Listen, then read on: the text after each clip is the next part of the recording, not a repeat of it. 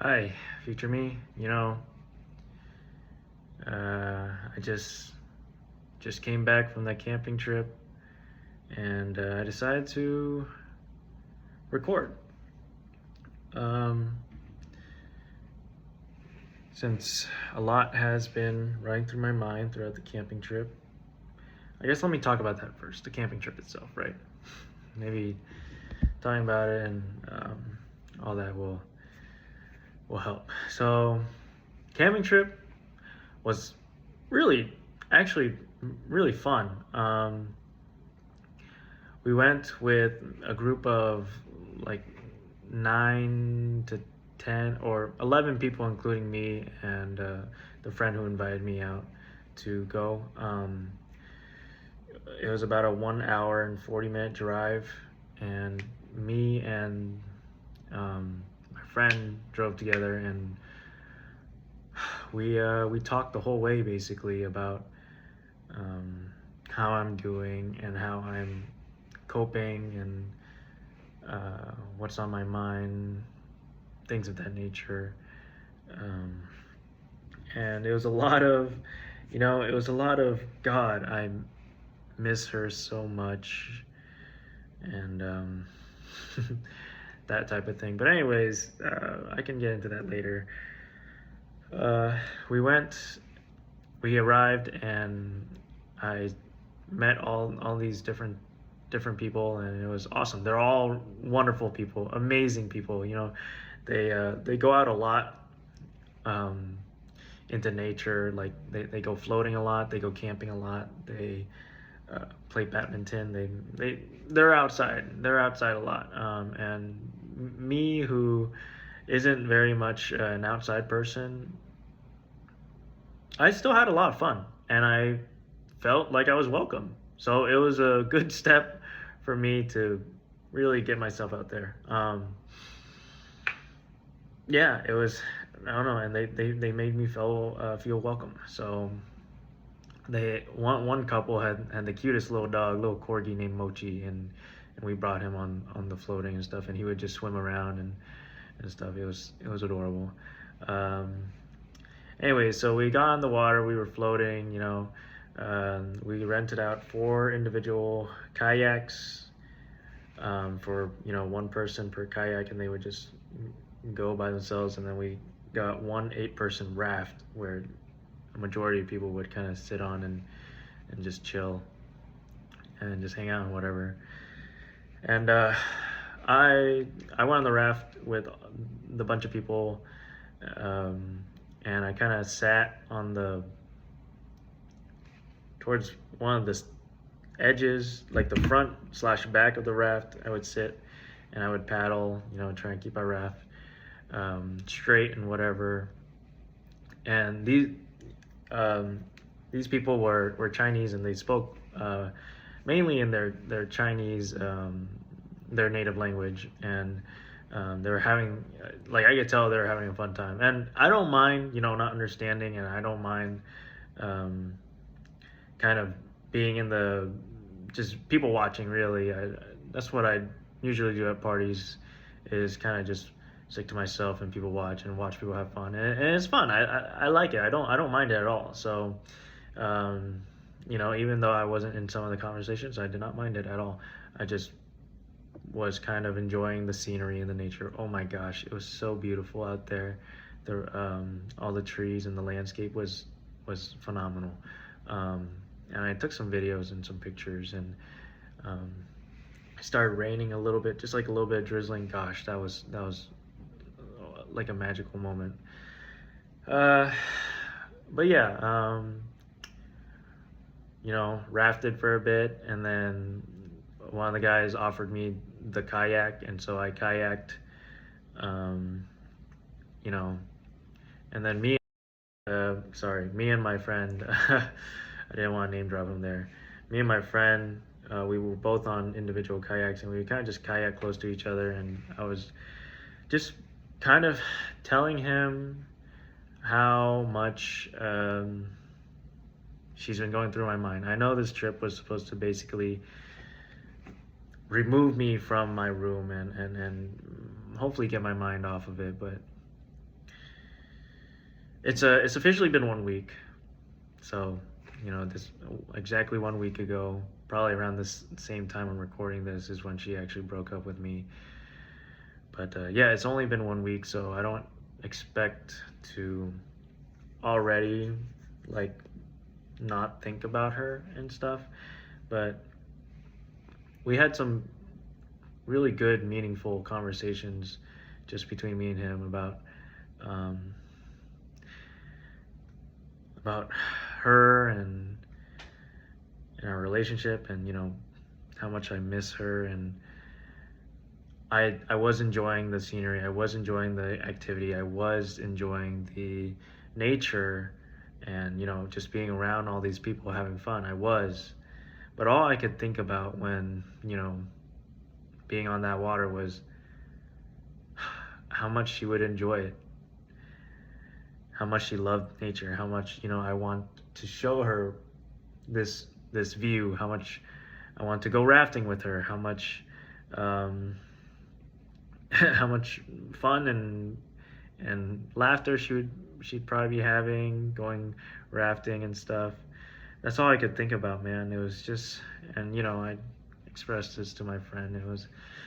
We talked, and we talked a lot about that, and our opinions on modern dating and stuff. And personally, modern dating it's tough. I think there's a lot of casual things happening, lots of hookups and stuff, and I am not the type of person to do that, really. I have always kind of needed romantic and or some sort of chemistry slash like real deep connection to even do anything further, whether that's like intimacy or something like that. So gave my opinions on that. He gave his. It was more or less like mine. So we agreed and on that type of thing. And he was telling me how how he first met me, and he's a very picky person about who he's friends with. And he doesn't want to open up and pour energy into a friendship that he thinks wouldn't, wouldn't kind of reciprocate that, or would just dissipate quickly. So he was telling me how he felt about me, and how he thinks that we're starting on the right foot with our friendship, and he really likes the type of person I am and who I am, and what I'm doing for myself and for the people around me. And I mean, I don't think I've changed that much, but he says that so far, like, I've already made leaps and bounds and whatever. I'm like, okay, I appreciate it, I do, but it's only been a week and whatever. So I think our bond grew with that. And he was telling me how, like, yeah, I'm very much the lover boy type, where I can't do casualty. I can't do casual stuff. I can't do hookups. And he's like, I'm very much a lover boy too, but there's been a time where I was like, YOLO, fuck it, let's just try. And he tried hookup culture. He tried things, and he said he doesn't like it. And he said, if you feel like it, you can try. And I'm like, I don't know. It doesn't interest me at all, and I could try it, but I already know I'm not gonna like it. So why do that? And I can't get over her that easily. I don't know if I ever will, but I don't want to even start dating, because I don't want to bring this type of baggage into a relationship with another human being with real emotions, real feelings, a life, and they're human. So it, to me, it's just wrong if, it's wrong when people aren't over their ex or something and they go out to date and like rebound, and they string along another person with real feelings and emotions, and when they're not really over their ex. And to me, it's just a recipe for disaster, really. But yeah, after we floated, we came back, showered, and set up our tent, and I opened up to him some more. I was really overthinking, so much overthinking. And again, I know this camping trip was supposed to keep my mind off of it, but I think it was around 6:30 or 7 that it really just, for some reason, it just like hit me in my chest. Because before that, I was actually like doing all right. I was like, oh man, I'm hungry, and that's kind of new since the breakup, because since that I would eat like nothing. I would eat like a rabbit. I ate half a piece of slice for one day. I skipped a whole day without eating. It was bad. My appetite was gone. I wasn't sleeping well at all. Couldn't sleep. But after rafting, I was like, man, I'm hungry and I want to eat and then go to sleep. Like, this was a new development. This was good. But then around 6:30 to 7, and rolled around, and boom, like just something in me kind of just dropped, and I was just like, oh God, I miss her so much. I wish she was here and I could take her camping and cook with her with a huge group of people, eat good food.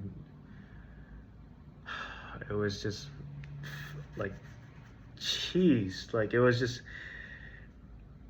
one moment I'm all right, and the next moment I feel like my being was just ripped out, and I was just a shell, and I just had to almost spectate myself just doing, like, just setting up the tent with no emotion. Like it felt like that. So me, fuck, I didn't mean to name drop him, but me and him, I'm sure no one will watch this anyways, but me and him, we sat down and I kind of poured my emotions out and let him know what was going on and what I was thinking about. And it's just a lot, overthinking, and I was just like, oh, I wish she was here. I wish all these things I could do with her, and blah, blah, blah, blah, blah. I wonder if she's thinking the same. I wonder if she's moved on already. I wonder if she's already has someone in mind. I wonder if she's already dating someone. I wonder, if this is really the end between the two of us. I wonder if we can get back together. I wonder. And he was like, by the description you gave me of her, and by how much you love her, and by,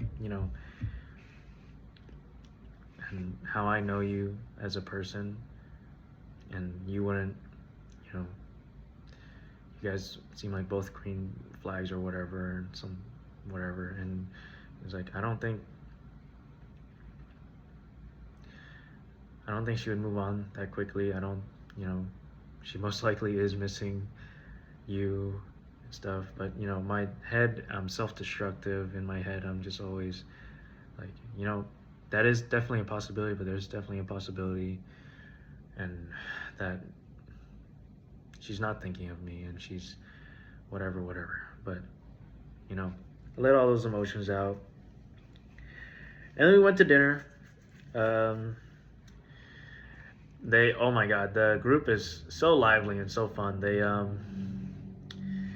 had skewered steak cubes grilled, they had lambs grilled, and they had chicken grilled, and then they had cabbage grilled, and they had a cucumber salad, and I made a pot of ramen for everyone, and Um, there was what else? There were some other foods, but it was all so amazing. There was so much food. It was so good, and I ate. I ate quite a bit. It was so good. It was so yummy. Everyone was having a good time. We drank a bit, um, and then they were playing. What was it? Mahjong. Mahjong. I think that's it. I think that's how you say it, and I think that's the name of it. But it's like a Chinese kind of game where they use like these pieces of some sort of material. But it's a game, and they're playing it, and my friend was learning it, and I struck up a conversation with one of the people in that group, and he's about 36, and he recently started dating someone, and he's a PhD student working at the Botanical Gardens here in St. Louis, and as a researcher, and he's, I questioned him about his work, and it was super interesting. He's researching and trying to find evidence of how plants, endangered plants, can why they're important, and how introducing certain things to certain ecosystems can be harmful slash good and stuff. And I'm making it sound like it's easy, but he's an awesome person. He's doing an amazing thing. I really love what cause he stands for. We talked about it, and we're like, humans are inherently selfish creatures by will of Mother Nature, in my opinion, because every living thing is just, as soon as something is born, what their main goal is to survive and or produce offsprings. That's it, and that is inherently selfish. And you see it all the time in Mother Nature. Same species fighting over the same food. They're not, type of thing. Like, it's selfish, and we are just another species at the end of the day, and we're inherently selfish. But what's magical about us as humans is that we have the power to not be, to be selfless instead, and to actually help others and protect our earth and stuff like that. And so we talked about that, and he was like, my long-term goal is to educate people and make people care about the planet and endangered species, and that way, it'll become easier to protect those species in our planet, because people care.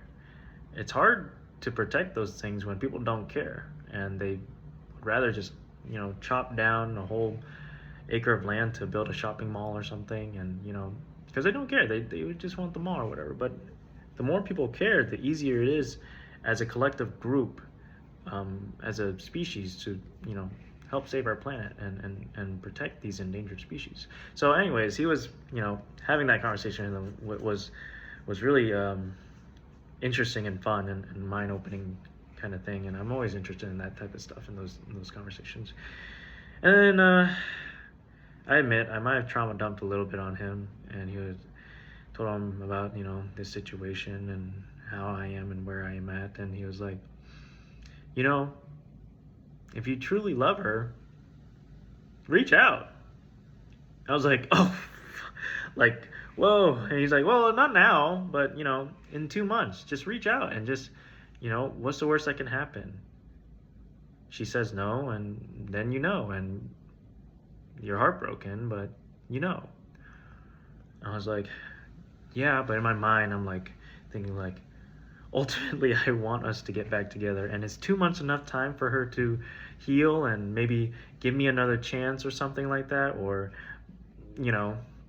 that type of thing? And he was like, well, 2 months, and then just come back after another while, and then try again. I'm like, just so much overthinking and blah blah blah. But him and his girlfriend were like, yeah, like fight for it. And I'm like, I will. I want to. I just don't know when and how and whatever. But I I'm going to. I've decided that I'm going to. I'm still planning on kind of well, I'm not 100% sure when and how yet, but I'm going to because I love her and I I want to fight for us. But anyways, and then we went to sleep. I slept quite well, and well, before we slept, um, me and my friend were just talking, and again more pouring out and stuff, and looking at the stars. And I always remember how much she loves the stars and wanted to go out to a place with low light pollution to see the stars in like all its glory. And we were there. We were just somewhere in the mountains, and there was just like no light pollution around. It was just beautiful sky, beautiful sky. And then we retreated back to our tent, and we talked some more about it. And I was like, how many people do you know that's in a similar situation as mine? And I can kind of tell by the way he kind of hesitated and almost paused a bit that, like, probably not a lot. Probably not a lot. But he still gives super good advice. And, I follow a lot of advice that I agree with. And, I'm already taking the steps to do what I feel is good for me and stuff. But yeah, I basically, during that conversation, I decided on a future plan, to basically reach out. I guess before I get into that, just wanted to talk about, well, let me finish the camping trip first. I slept actually really well. Apparently there was super heavy rain. He couldn't sleep well because super heavy rain, and his sleeping bag got wet because it was near the entrance, and I feel awful for that. Like, damn, I'm so sorry. Like, that you couldn't sleep at all because, you're right near the entrance. I would have slept near the entrance if I had known. I'm sorry. But he couldn't sleep, and apparently there was tornado sirens like twice, and I slept through everything. God, I'm a chud. I just slept through everything. That was probably the most deep slumber I've been in since this whole thing. And we woke up, and then a couple guys already left. A couple people already left to go see the World Cup final that's happening today. And then like a couple of us stayed behind, and we made breakfast together, and we enjoyed it. It was awesome, and it was just a good time. It really was. It was a good time. And then me and my friend drove back, and I drove him back an hour and stuff, and we talked some more.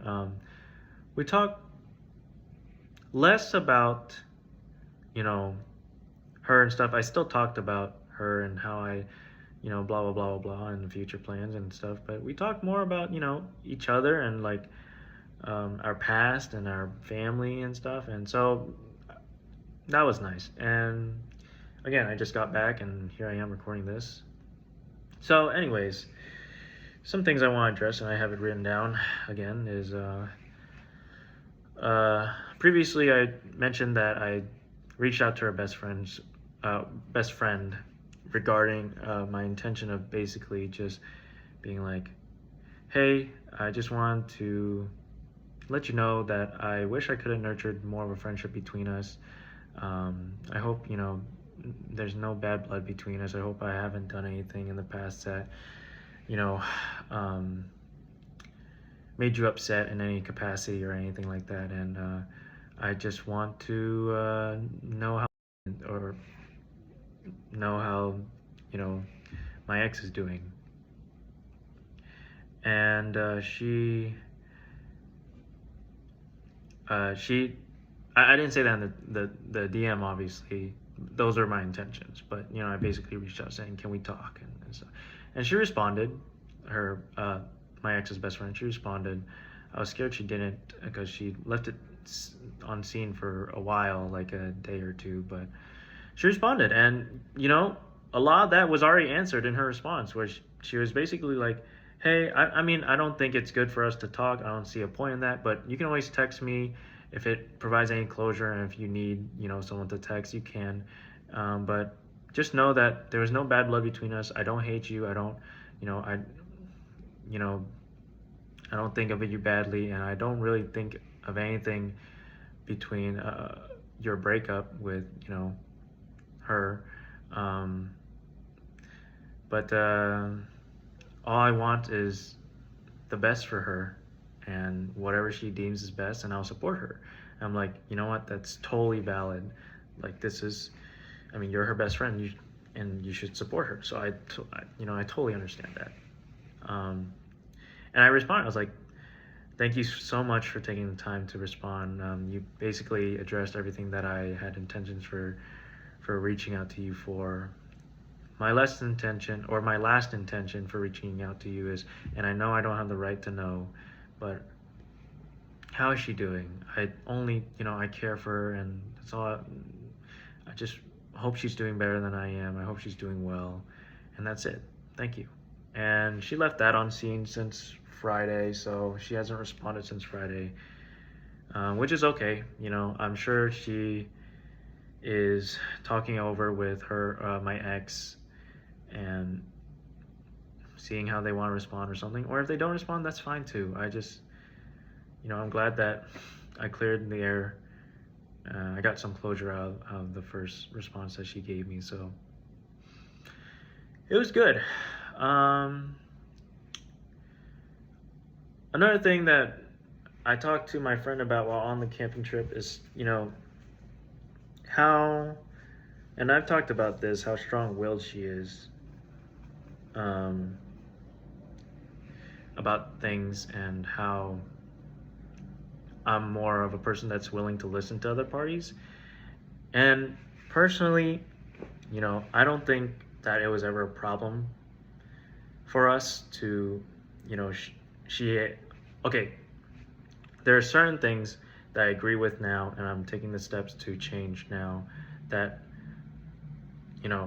I should put my foot down and not even like try to listen to whatever. And that is, groups or people that have, for example, like the Discord communities that were bad, and that made racist jokes and remarks, and said slurs and stuff, and she had a zero tolerance for that. And I do as well now. I find it despicable. I never supported it, and now it's just more of like I'm totally disassociating from it, and I don't even want to hear about those people and what they had to say. So, and that's a topic of conversation that would be like, oh, I'm not willing to listen at all. But there were times when me and her kind of had meaningful and thoughtful conversations where she is very strong-willed about something, and I'm more willing to listen to different parties / kind of view it in a different kind of light. And let me explain what I mean by that. One thing that she hates is AI, and I don't like AI either. Right. I don't like AI either. But I also see that it's unavoidable with how much it's growing and how much it's being incorporated into jobs nowadays. I hate the fact that it takes water from our planet. I hate the fact that we have to cut down so many trees and make so much room via land to even build these data centers, right? It's destroying our planet, and totally sucks. Why? We're killing plants, we're killing animals, we're destroying habitats because of it, and so on and so forth, right? But anyways, she was like, I hate AI. I don't want to. The topic of the conversation was I don't want to work with AI. I don't want to work for a company that works with AI. And I totally understand that. If it was possible, I would agree and I would do the same.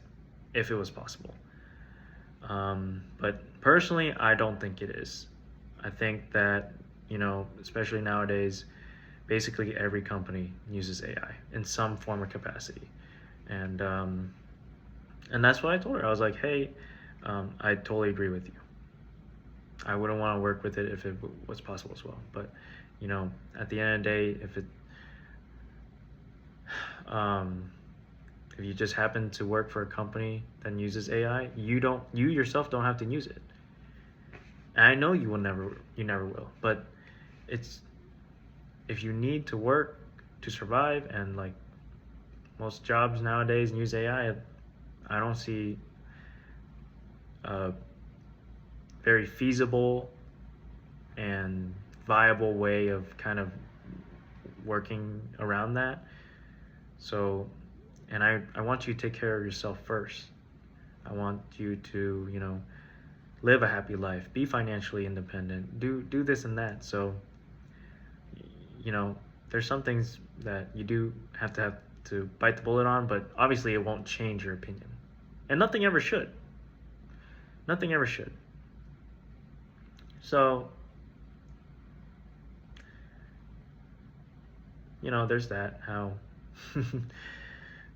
and I did convince her to basically be like, yeah, you're right, I'll probably have to work with it. I won't like it, but I will. And as long as and God, at the time she was like, as long as you're with me, I think I can do anything. And sucks, but it's just whatever. Anyways, the last thing I wanted to talk about real quick is the future plan of reaching out that I mentioned earlier. She, she has a bad back, and I don't want to see her in the future where, her back is so bad that she can't walk or something. I want her to preserve as much health as she can while she's young.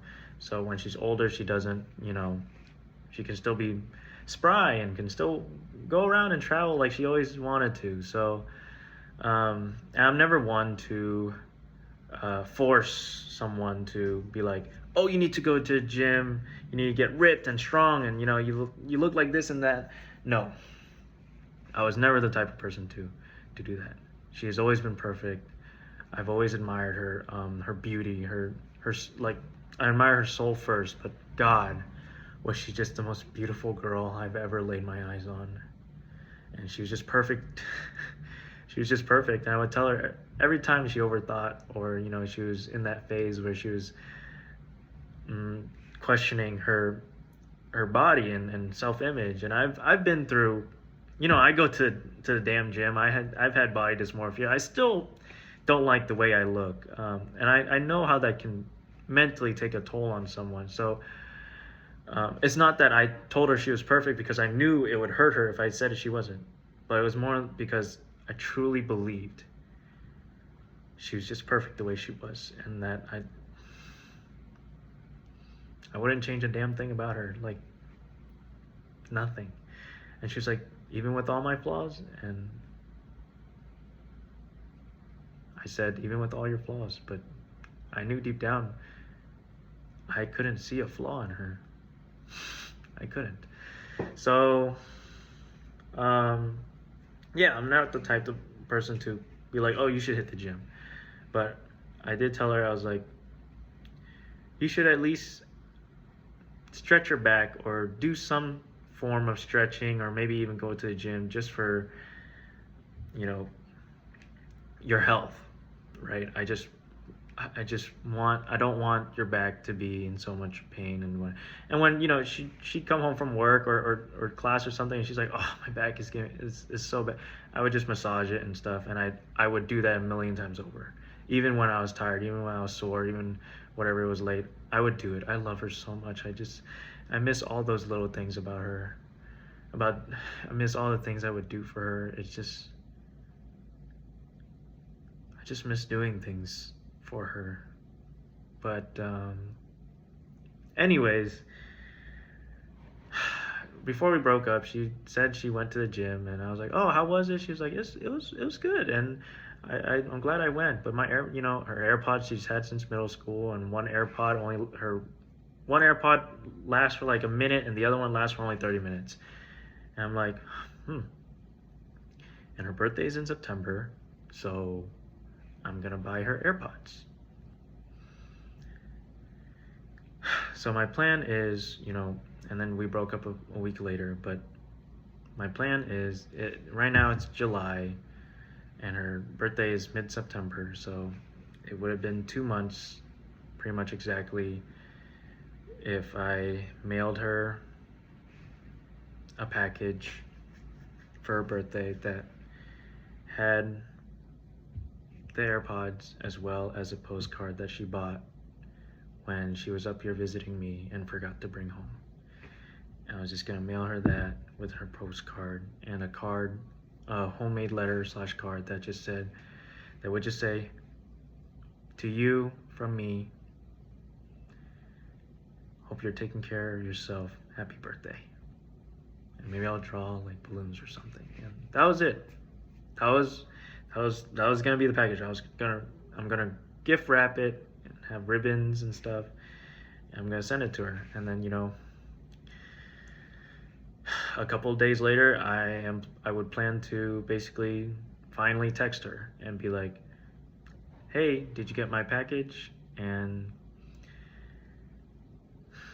see if she is willing to, text back and whatever, because ultimately I want her to text me no matter what. I don't want her to overthink and be like, "Oh, I did this to us. I broke up with him. I did this and that, and he's probably in so much pain, and I can't reach out to him anymore. Even though I want to, I can't." I don't want her to think that. So, during the text, if she'll allow me, or if, she doesn't immediately shoot me down, I want to just make sure she knows that under any circumstance, no matter what it is or what it's about, she can always reach out to me. Always. And if things go, if things go the way that I always hope they would go since this breakup, and it's a fairy tale ending, then I would immediately buy plane tickets to go see her. I would buy the plane tickets. I would call off of work a week, just fly to her, and again, it's only if whatever. Anyways, that was it. Overall, good camping trip. I'll probably post some videos or photos on my Instagram about it. But yeah.